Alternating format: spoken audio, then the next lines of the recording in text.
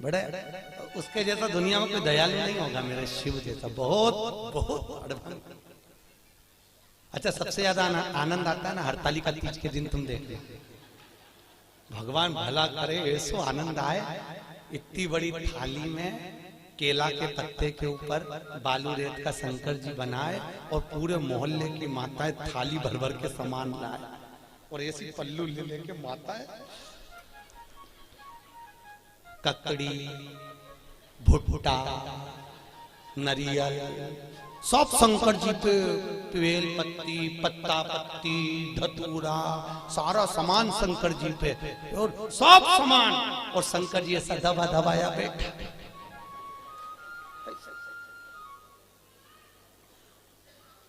पार्वती जी बोली हटाऊं क्या? शंकर जी बोले धरे रहने दे, अब तो सुबह 4 बजे हटेगा। और ये पूरी रात भजन गाती फिरे, तांबा का हंडा तातो धरो पानी। शंकर जी बोले रहने दे, सुबह से लेकर शाम तक में 25 बार नहवा दी।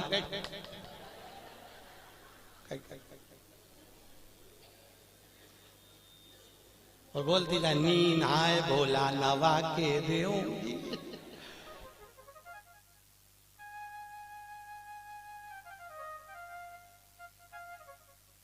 इससे ज्यादा आनंद आवे तो कावड़ यात्रा में तुम देखना, और ऐसी भीड़ और लोग कावड़ ले लेके और भगवान पे जो गंगा जल फेंके।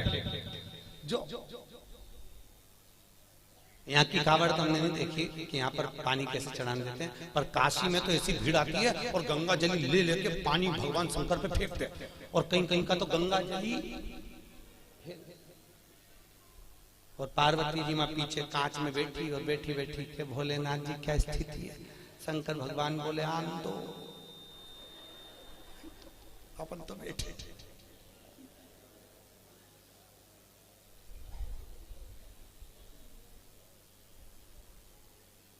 बहुत दूर से आए, बहुत।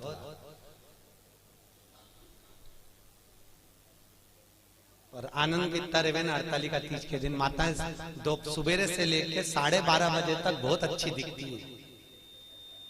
सुबह से दोपहर के 12:30 बजे तक, 12:30 के बाद तो पलंग पे मिलती पट्टा बांध के।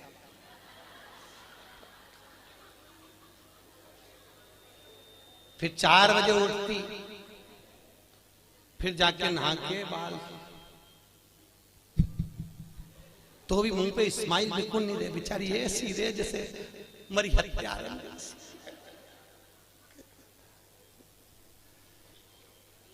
और फिर भी फोन लगा के पूछते थे, चाची जी पंडित जी कितनी बजे आएगा, पंडित जी कितनी बजे आएगा।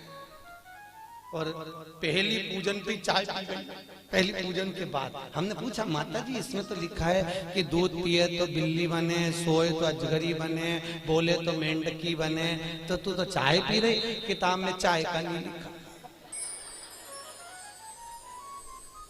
हमने भी डबल से पढ़ी हरतालिका तीज की किताब, तो हमने देखा वास्तव में हमें चाय का नहीं था। माता इतनी चतुर, जो चीज का नहीं लिखे वो निपटा जा रहा है। इसलिए किताब छापने वाले ने भी अच्छा करा, सब चीज लिख दी। सोए तो ऐसा, दूध पिए तो ऐसा, बेचारे को नहीं मालूम होगा कि चाय भी चलेगी, तो वो भी लिख देता।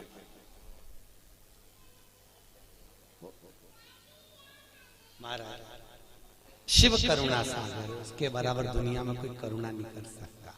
राम जी की सेवा में तो ये भी चाहिए वो भी चाहिए, और कृष्ण की सेवा में भी ये चाहिए वो चाहिए, और शंकर की सेवा में तो पानी चढ़ाओ तो ठीक है, नहीं चढ़ाओ तो ठीक है, नहीं तो यहाँ तो शास्त्र कह रहा है मुझे कुछ भी प्रिय नहीं है। शिव कहते हैं मुझे केवल एक प्रिय है और वो सत्य प्रिय है, इसलिए सत्यम शिवम सुंदरम, मुझे सत्य प्रिय है। इसलिए जो मर जाता है उसको तोप के ले जाते हैं तो चिल्ला चिल्ला के जाते हैं, राम नाम सत्य। दुनिया के लोग इसलिए चिल्ला के ले जाते हैं कि इसको स्वीकार कर लेना, इसी ने सत्य बोला है, हम तो यूं ही झूठेले ला रहे। हमारा काम तो इकट्ठा करके तुम्हारे यहाँ छोड़ना। असत्य नाम सत्यमय जीवन को जियो।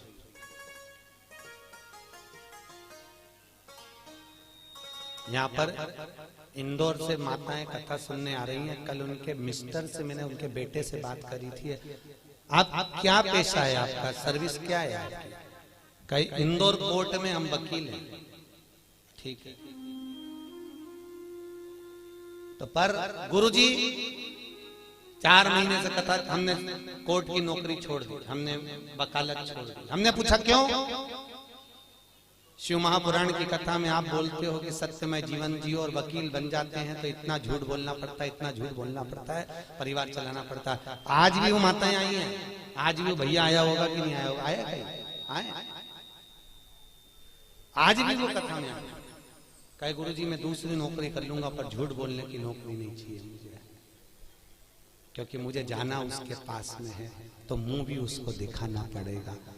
और अगर मेरी जिंदगी, और आपसे भी निवेदन है, तुम झूठ बोल रहे हो अपने परिवार को पालने के लिए चलेगा, पर थोड़ा सा सत्यमय जीवन जी लो। हफ्ते भर में एक दिन ऐसा बनाना जिंदगी में कि आज मैं दिन भर झूठ नहीं बोलूंगा, चाहे मोबाइल हो चाहे परिवार हो, बिगड़े काम बिगड़ जाए पर झूठ नहीं बोलूंगा। अपने जीवन को आज मैं सत्यमय जीऊंगा। केवल सत्यनारायण की कथा कराने से, शंकर पे पानी चढ़ाने से शंकर नहीं मिलेगा भाई। थोड़ा जीवन को सत्य में जीना पड़ेगा। बहुत जीवन को तुमसे नहीं बनता, स्पष्ट कह दो मेरे से ये काम नहीं बनता, बनता तो करो सत्यमय जीवन के, झूठ नहीं, झूठ नहीं। मेरे को आता ही नहीं, जो आता वो आया, सामने आया, जो चीज है वो सामने। सत्यमय जीवन जियो, बहुत अच्छा लगेगा आपको। आपकी जिंदगी में आप सुंदरता प्राप्त करें। सत्यम शिवम सुंदरम, अगर सत्य बोलोगे तो शिव मिलेगा, और शिव मिल गया तो जीवन सुंदर हो जाएगा। क्यों जीना सत्यता में? क्यों जीना सत्य? असत्य के चक्कर में एक गांव के पंडित जी मर गए, बहुत विद्वान कथाकार, बड़े विद्वान प्रखर, और मर गए तो नरक में चले गए। अब गांव के 2-4 लोग और मर के नरक में गए, तो नरक में गए तो पंडित जी मिल गए। तो गांव के लोगों ने कहा पंडित जी तुम तो हमारे गांव के इतने विद्वान पंडित जी थे, तुम तो खूब पूजन पाठ करते थे, फिर नरक कैसे चले गए? पंडित जी बोले ये मैं खुद नरक नहीं आया, पत्नी के चक्कर में आया। तो पत्नी ने कहा नरक भेज दिया तुमको? वो रोज तैयार होके आके मुझसे पूछती थी मैं कैसी लग रही। तो मुझे रोज कहना पड़ता था तू बहुत जोरदार लग रही, भले वो बेकार दिखे पर कहना तो अच्छा। तो ये झूठ बोलने के चक्कर में, तो माताओं से निवेदन है, आधे से ज्यादा पति तो तुम्हारे चक्कर में नरक जा रहे। जी जियो, तुम लोग पूछो ही मत करा करो कि मैं कैसी लग रही। पर कहीं का पड़ गया एक आध माथा तो एक वो कहे ना, एक कहावत है ना, एक पति तैयार हो रहा था और पत्नी सज धज के, वो पति ऑफिस जा रहा जूता पहन के, और ये वहां आके खड़ी होगी, ए जी मैं कैसी लग रही, मैं कैसी लग रही? पति जूता बांध के जा रहा था ऑफिस, बेचारा बैग उठा के, फिर पूछा बोलो तो सही में कैसी लग रही? पति बोला ऐसी लग रही जैसे हरी घास में भैंस चल रही।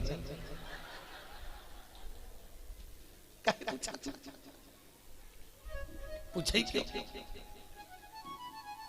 भगवत तत्व की शरणागति है महाराज। जीवन में थोड़ा सत्यमय जियो, सत्यम शिवम।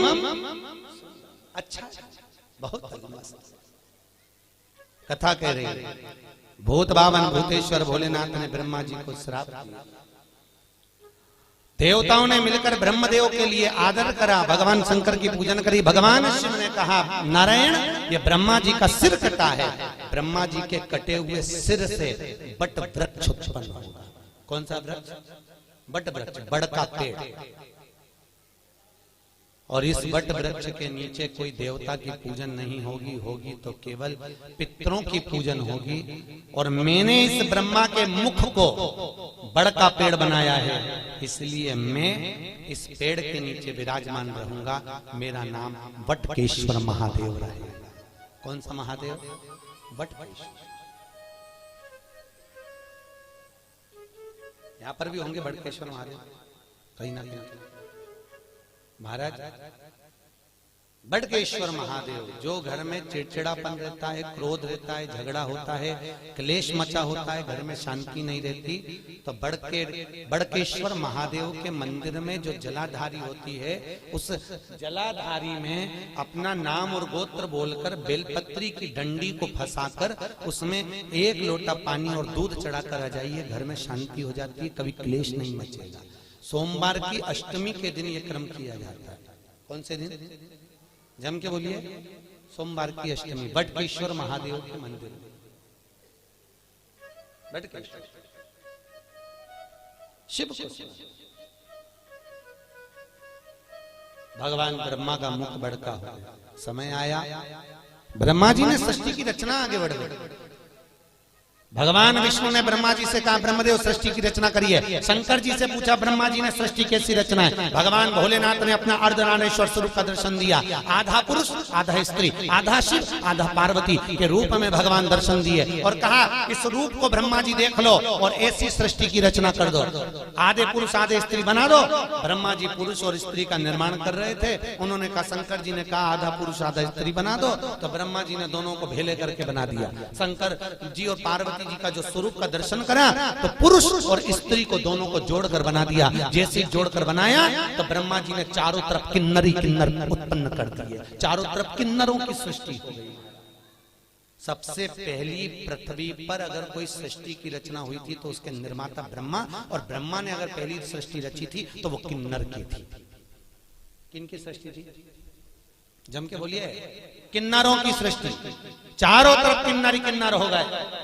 जब किन्नरी किन्नर चारों तरफ हो गए, इतने में वहीं से भगवान शंकर और भगवान विष्णु निकल कर आ रहे थे। भगवान विष्णु ने कहा, चलो प्रभु सृष्टि की रचना हो गई होगी, देख लेते हैं। भगवान नारायण ब्रह्म शंकर जी के साथ जैसे नीचे आए, आकर देखा तो किन्नरी किन्नर नजर आए। जैसे किन्नरों को देखा, इतने में भगवान विष्णु ठहाका लगाकर हंस दिए। भगवान शंकर को बुरा लग गया। शंकर जी ने कहा, नारायण तुम क्यों हंस रहे हो? अरे प्रभु, ब्रह्मा जी से कहा था सृष्टि की रचना करो, आधे पुरुष आधे स्त्री बनाना, उन्होंने जोड़कर बना दिया दोनों को, पुरुष स्त्री किन्नर बन गए।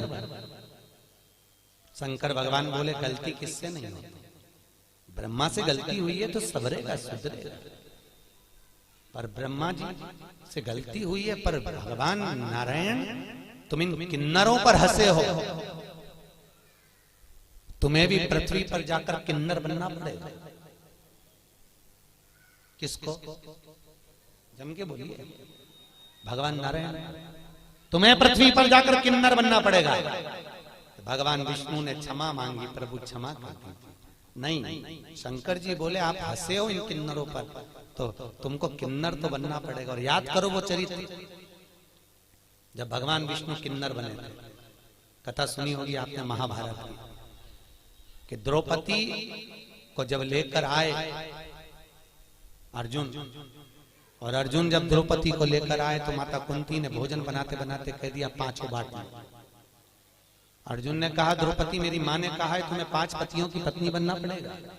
द्रौपदी ने कहा, बन जाऊंगी, पर शर्त एक है, एक एक पति के साथ में 1-1 साल रहूंगी, और मेरे पति के कमरे में अगर कोई दूसरा पति आ गया तो उसको 5 वर्ष के लिए बन जाना पड़ेगा।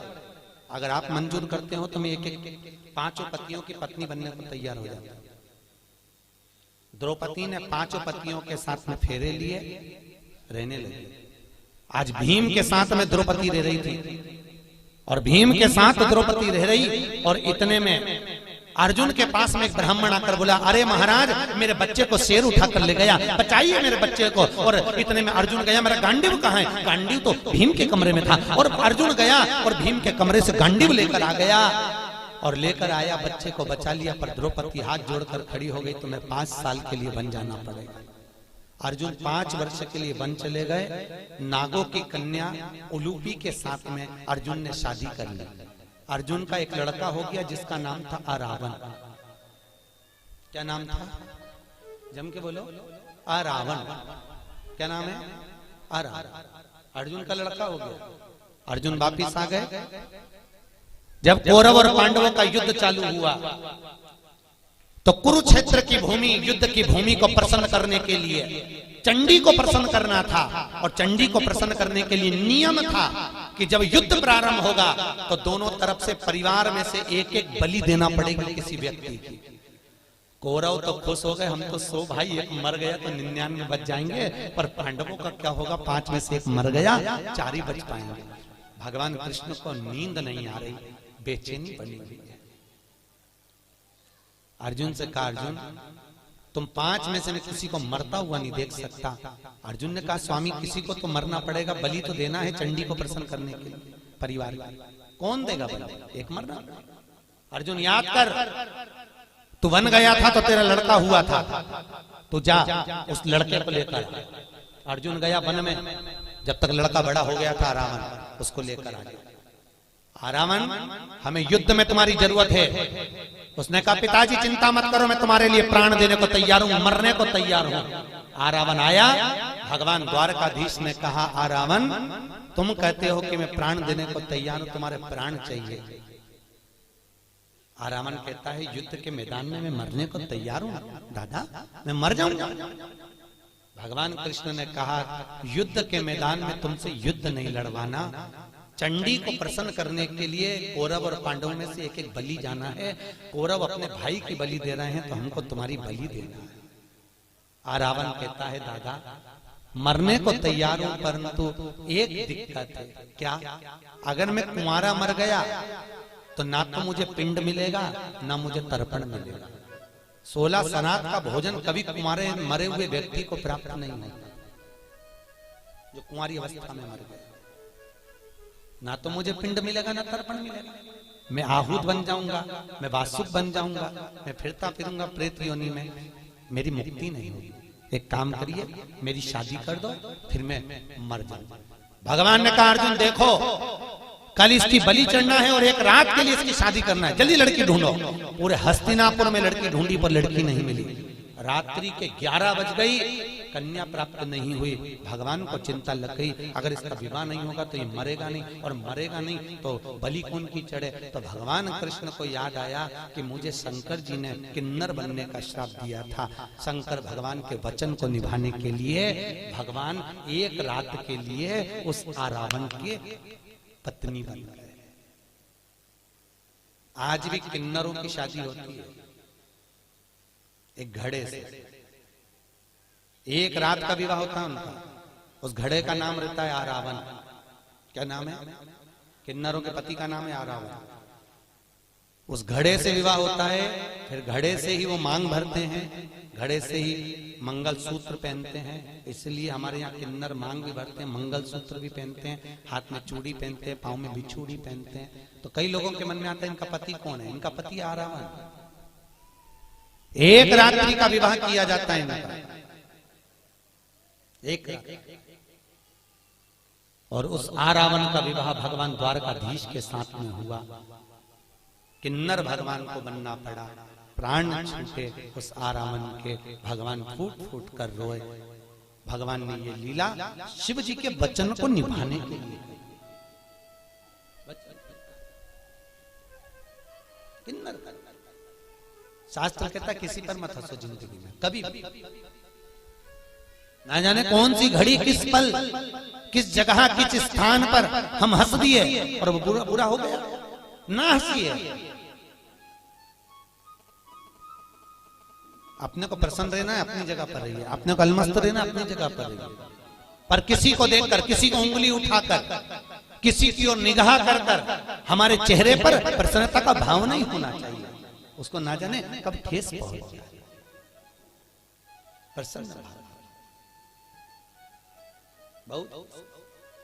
आज ब्रह्मा जी तुमने सृष्टि की रचना ठीक नहीं करी, इसलिए आज भी हिंदू धर्म की रीति है, भगवान शंकर का अर्धनारीश्वर स्वरूप का फोटो मंदिर में लगा सकते हो, आश्रम में लगा सकते हो, पर घर में अर्धनारीश्वर स्वरूप का फोटो नहीं लगाया जाता। शंकर के आधे शिव और पार्वती का स्वरूप।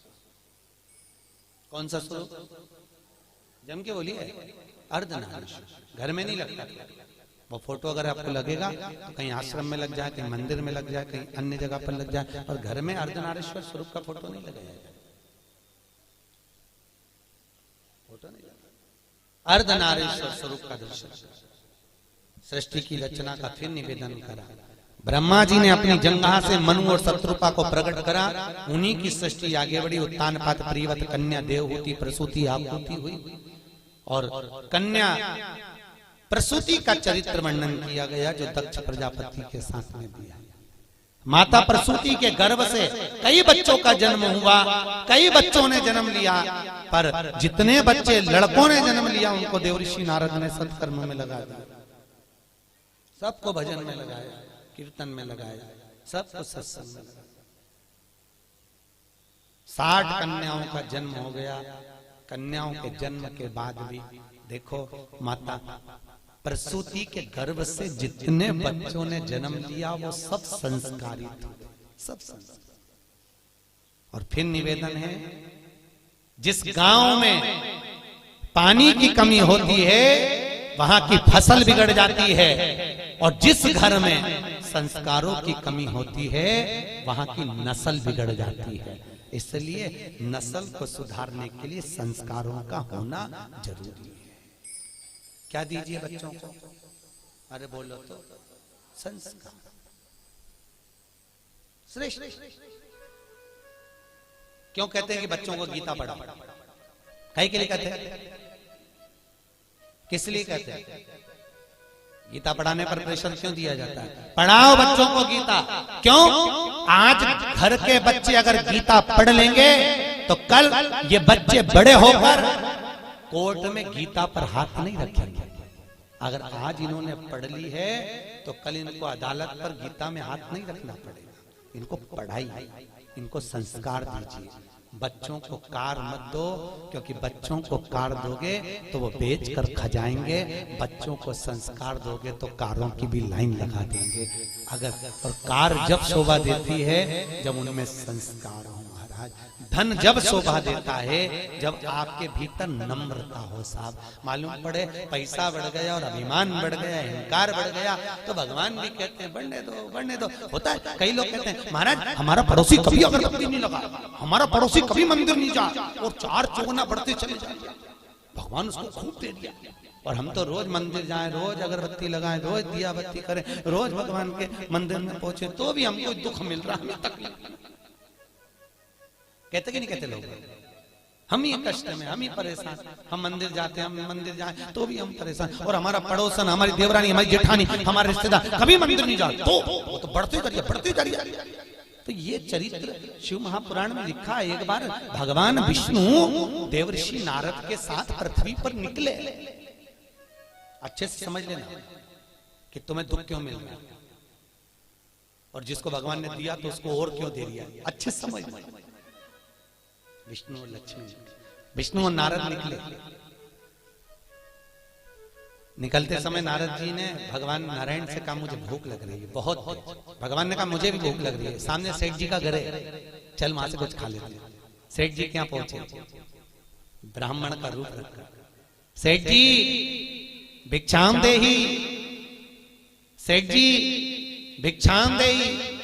सेठ जी पान चबाते चबाते बाहर निकल कर, क्या है? हमें भूख लग रही है महाराज, कुछ होए तो दे दीजिए। सेठ जी बोले तुम्हारा बाप रख के गया जो तुमको दे दो, लो यहां से बाहर, फ्री फोकट का है, चलो। सेठ जी ने धक्के मारकर निकाल दिया। नारद जी भगवान नारायण से बोले प्रभु बहुत घोर अपराध हुआ है, अपना अपमान हुआ है, श्राप दो इसको, देव श्राप। ये सेठ कंगाल होना चाहिए, भिखारी होना चाहिए, देव श्राप।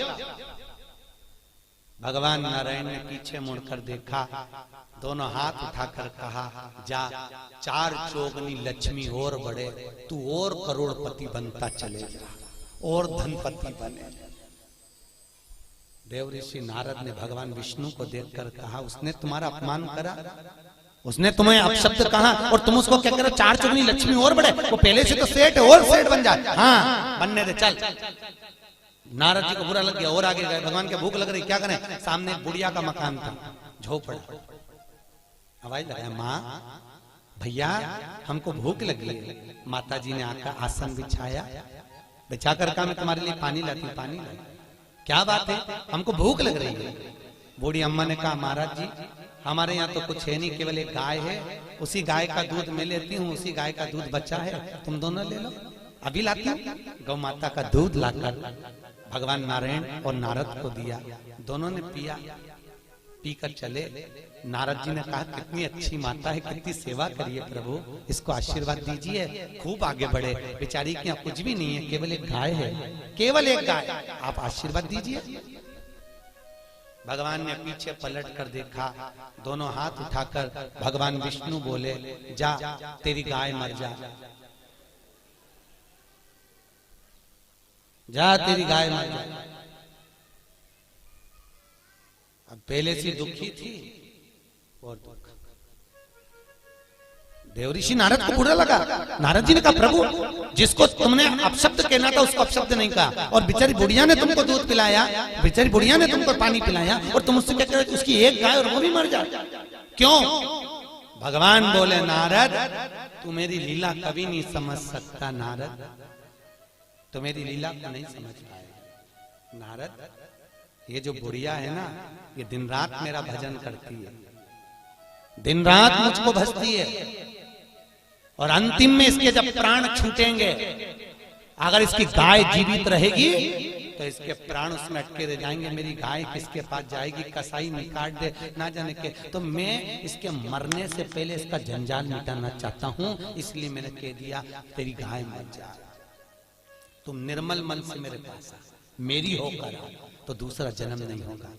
और सेठ जी को धन बढ़ने का इसलिए कहा, अभी तेरे पास धन था और करोड़पति बन जा, तू पैसे को जोड़ जोड़ के जो मरेगा तो सांप बन के उसी घर में बैठा रहेगा, मेरे पास तक नहीं आएगा, और जोड़ और बढ़े और बाद में सब बने, मेरे पास इसको दिया।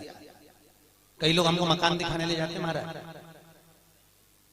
कई लोग जैन साहब, कई लोग मकान दिखाने ले जाते हैं, और मकान दिखाने जब ले जाते हैं ये हमारे बड़े बेटे का रूम है, अच्छा ये छोटे का बेडरूम, अच्छा और ये मंजिले, अच्छा ये बेटी का, महाराज ये रूम हमारा, अच्छा। और उसी रूम में हॉल में एक छिपकली चिपकी थी। कौन चिपकी थी? छिपकली। हमने छिपकली को देखा तो हमसे जजमान ने पूछा महाराज आप रूम नहीं देख रहे, छिपकली को देख रहे। हमने कहा जैसे तुम कह रहे हो ये मेरा है, उसी तरह छिपकली भी कह रही ये मेरा है।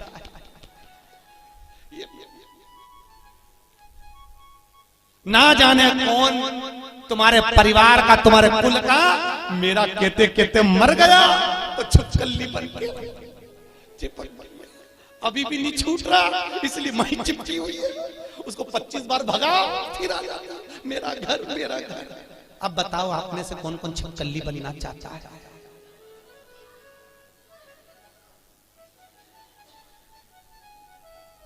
अरे बोलो तरी मोहनपुरा की जीजी हो,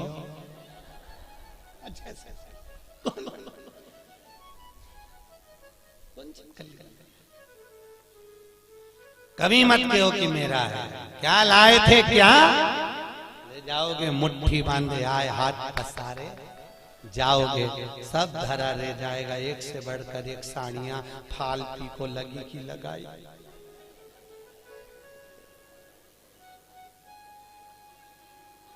फिर जाते जाते ऊपर से याद आएगी पीली वाली तो पीली, तुम्हारी पीली रह गई। और यमराज से कहोगे मुझे 3-4 दिन और जिंदा कर दे, मैं पीली पहन लूं फिर मर जाऊं।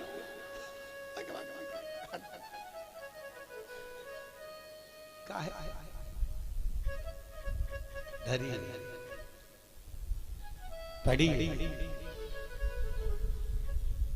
और जाएगा जब यहां से कुछ भी ना पास होगा, 2 गज कफन का टुकड़ा तेरा लिबास होगा, केवल 2 गज और कुछ नहीं।